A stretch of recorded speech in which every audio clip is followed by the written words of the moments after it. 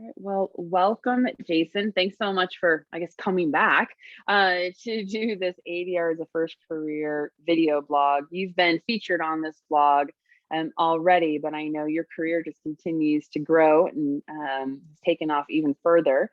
So why don't we start the way we started last time? Introduce yourself, All right. your name, your current positions, what you're doing, which you've got a list, but so go for it. All right. Well, Allison, thank you so much for having me back. Yeah, I mean, the last time we did this was about 6 years ago, and yeah, to your point, I've been blessed enough to do a few more things since then. So I was kind of in the early to middle start of my mediation career when we first did this. So now, not only am I a private mediator still, an ADR consultant for special education still, and I can go into detail about how much I do it and who I do it for at this point. But outside of mediation, I teach at USC Gould School of Law, and I teach cross-cultural dispute resolution. I also teach conflict management in educational settings at Lipscomb University out in Nashville, Tennessee. And I am also the vice president of the MC3, which is a national mediator certification initiative. So it keeps me busy. I enjoy it very much, but my main focus is still special education mediation. And I do that for about 100 districts and about 150 charter schools throughout the United States now. So it's gotten a little bit more expansive, but I'm enjoying it very much. Well, one of the things I would love for us to explore sort of how you approached the growth of your career, but for folks that don't know sort of how you first found out about dispute resolution and mediation, do you mind telling them where you first heard about it, how you got involved, and then we can talk about some of the growth? Absolutely. Well, I kind of started out in the field of education. I was a teacher for a number of years, taught seventh grade algebra. The kids smelled horribly, but I loved every second of it, right? And so, but that wasn't my dream. That wasn't my goal. My goal was to be an attorney. And so what I ended up doing was become a paralegal. I became a paralegal, and I was a paralegal for a few years, went corporate, and it was there that I discovered mediation. And the way I discovered it was my distaste for the litigation aspect and just, the day-to-day grind of trying to see how much we as a corporation can get on a particular day. And so that didn't really serve me very well. And that led to my discovery of mediation. And so I took a mediation course and fell in love, and it was hit me like a ton of bricks right then and there on the first day. And it was my confirmation that this is what I'm supposed to be doing. And so from there, it was about gaining skills, honing my skills, and getting experience any way that I could. And the way that I got to my specific niche of special education was I had spent quite a while going after the litigated case, and being a mediator that is not an attorney, that was going to prove difficult for me, as my mentors had told me, and I experienced myself.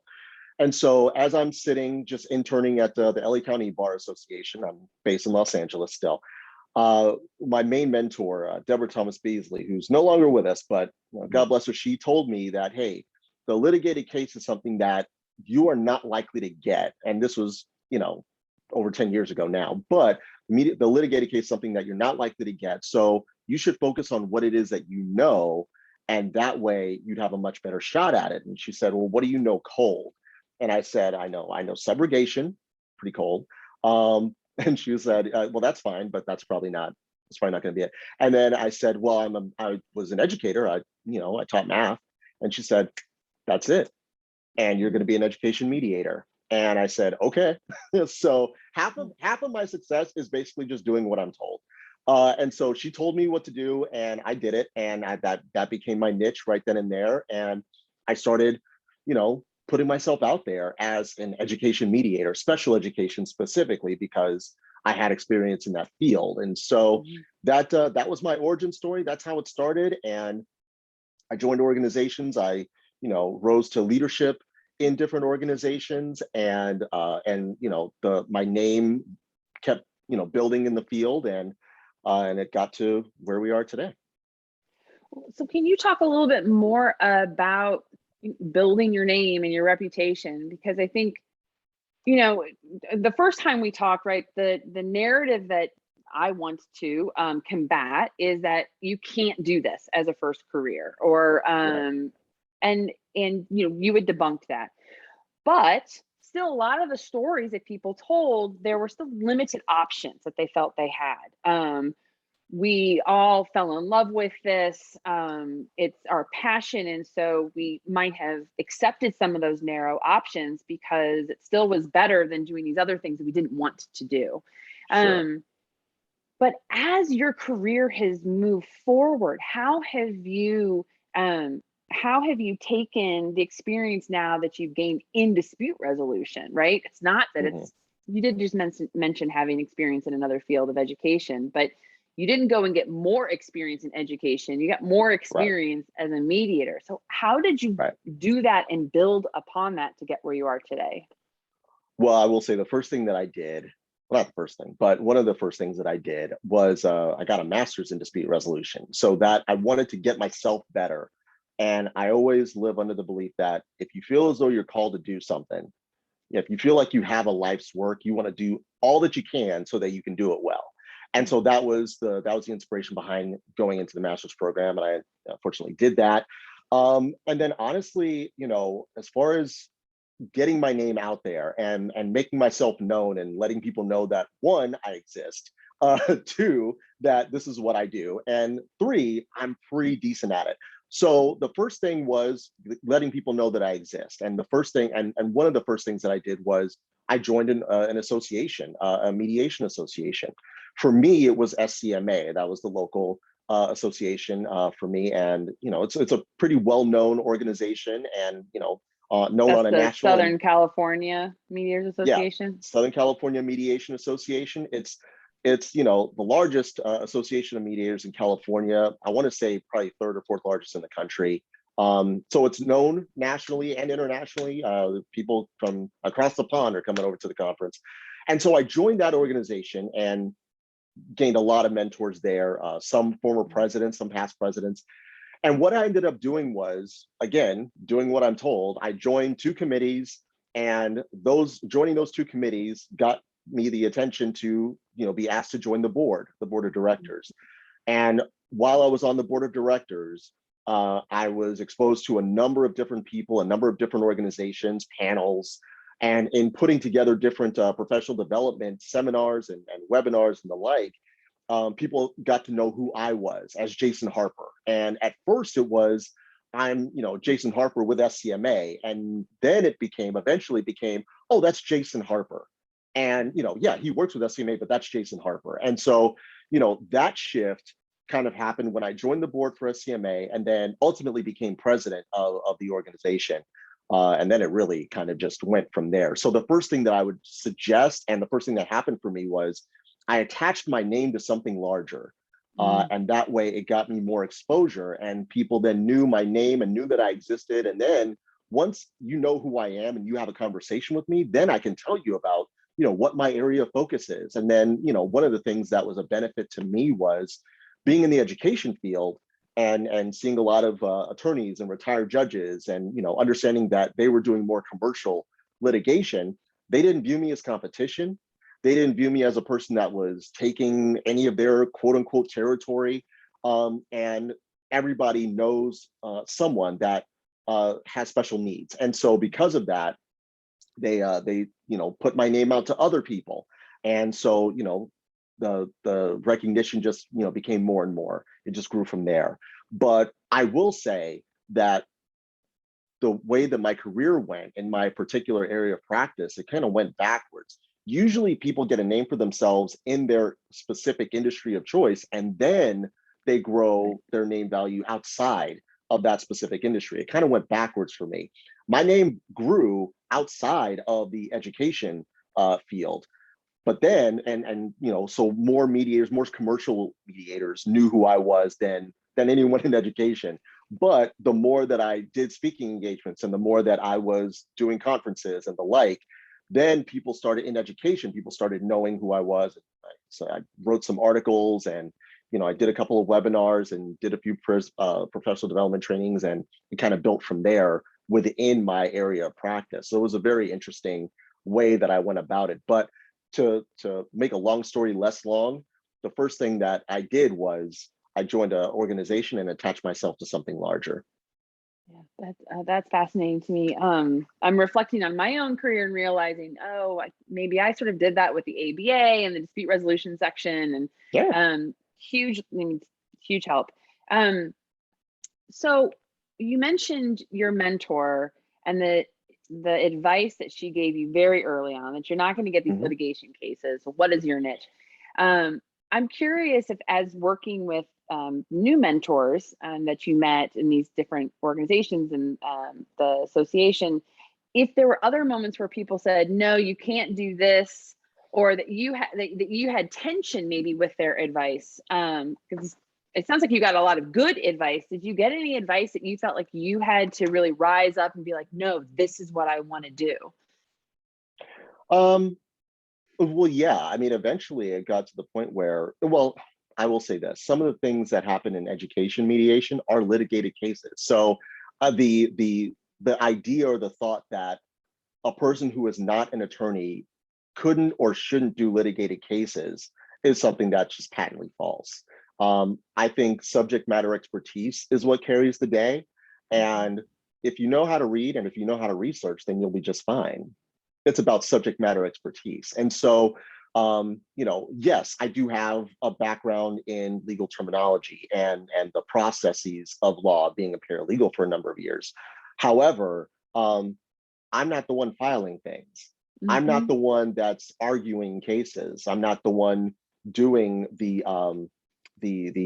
FIRAC method, right? I'm not doing any of that. I mean, I could, but I'm not. I just know what the law is. I know, what the options are when it comes to this particular field, and I can speak confidently to it and with a knowledge base. And that's what people look for. They look for people that are knowledgeable and that are confident, because confidence is contagious.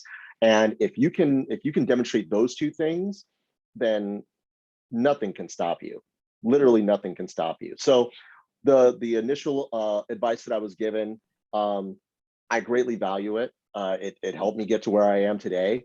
And to a large extent, I mean, when you're first starting out, yeah, it's true. Nobody is likely to ask you to do a litigated case because you don't know anything. You know just enough to be terrible when you have your first mediation training.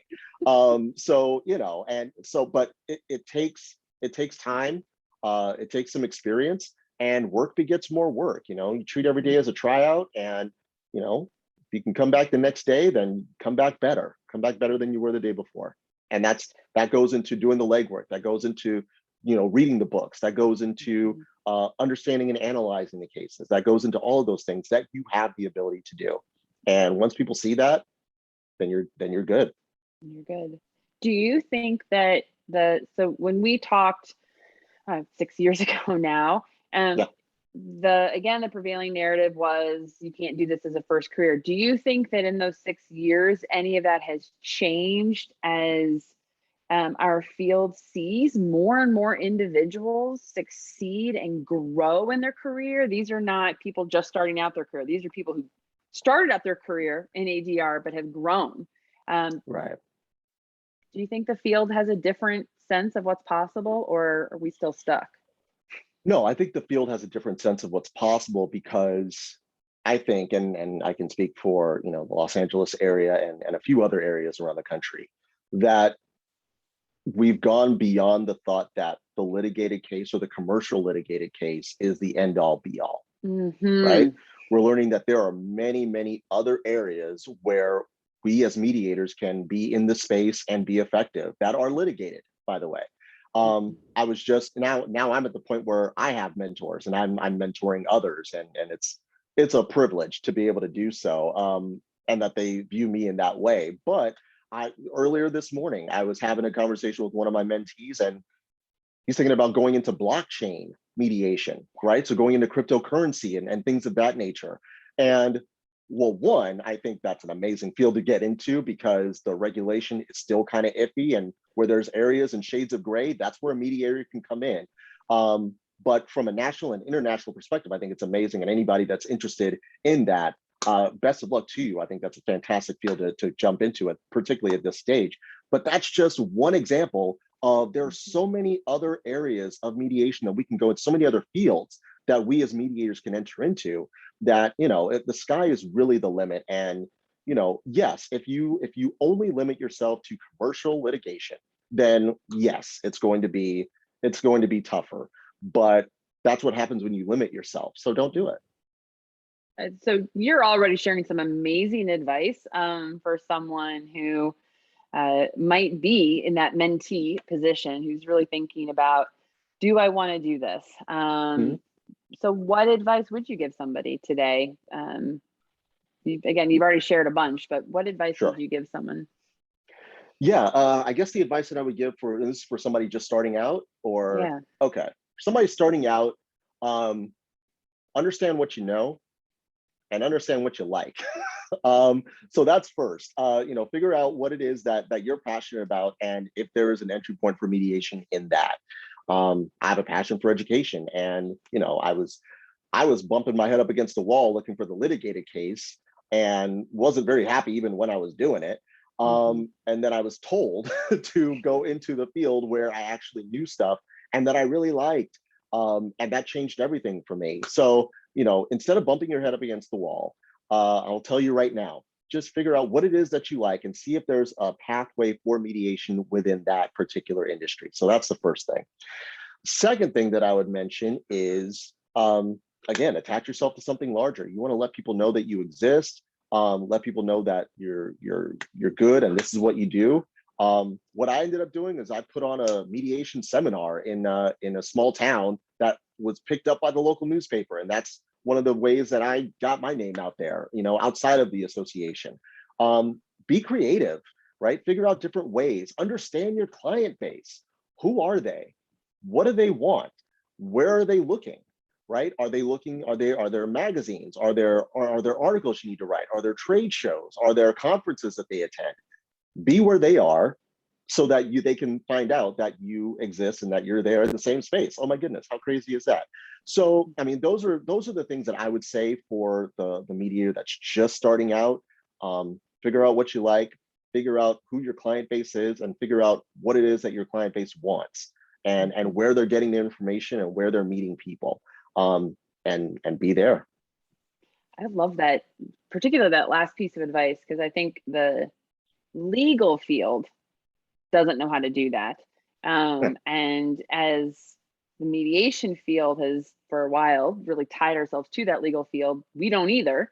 Right. But Yeah. that is where I'm seeing a lot of success for folks. So go directly to the parties where they're at, Yeah. and where they're getting their information, as opposed to waiting for their attorney, because they may not even hire an attorney, or know to Correct. hire an attorney, or need to hire an attorney, Right. instead of waiting for the attorney to hire you.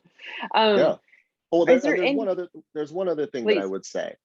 And I think over the last year and a half, this has really taught us, even more so than other times. Geography means nothing. There are no borders anymore. Online dispute resolution has risen to such a level that, and we have all managed to pivot in such a way that you're not bound to, the city limits. You're not bound to the county limits. You're not even bound to your own state. You can get to any kind of association, whether it's in Texas, whether it's in Virginia, whether it's in New Jersey, whether it's in California, and you can be in all those places at once now. So don't let geography be a barrier as well. It's out there, the people are out there, the need is there for mediators. Be that mediator. You've made it sound like that's just, the world is your oyster. There's so many opportunities, and you're right. Everything has Yeah. changed. Everything is out there. Everything is at your fingertips. We were joking before we started recording about the changes in the technology from when we did our first video to today. Night and day. Night and day. Jason, well, before I stop the recording, is there anything else you'd like to share with folks who might be watching? Oh, goodness gracious. If you're watching this and this is this is your entry point into the mediation field, one, welcome. Two, I wish you the best of luck. And three, do the work and keep showing up every day and good things will happen. I love that. Do the work, keep showing up, and things will happen. This is real. This is possible. And Yeah. you're living proof of it. And so are others on this blog. It is so fun to catch up and hear where you're at today and how well things are going. So Yeah. congratulations also. Yeah. Thank you. Thank you very much for having me.